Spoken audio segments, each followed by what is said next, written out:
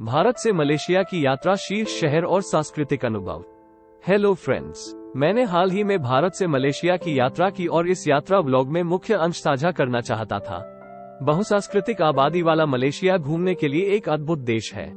सुंदर समुद्र तट और द्वीप, उष्णकटिबंधीय वर्षावन और जीवंत महानगरीय शहर वहां पर होना। अधिकांश प्रमुख भारतीय शहरों से कुआलालंपुर के लिए सीधी उड़ानें हैं, जो राजधानी और एक शानदार प्रारंभिक बिंदु है। दिल्ली और मुंबई जैसे शहरों से उड़ान में लगभग 4 घंटे लगते हैं। मैंने मुख्य अंतर्राष्ट्रीय हवाई अड्डे KLIA में उड़ान भरी, जो बहुत आधुनिक और कुशल है। शीर्ष शहर कुआलालंपुर।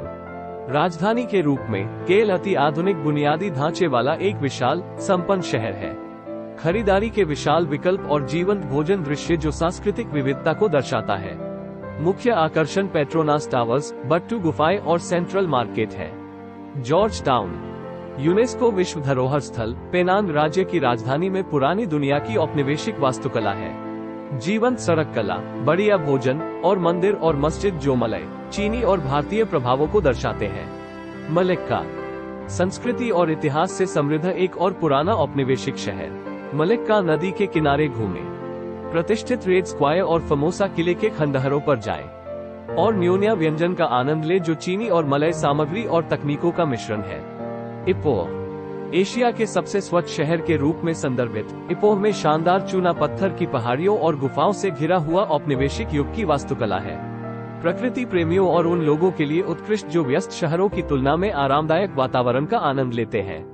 प्रमुख सांस्कृतिक अनुभव। भोजन।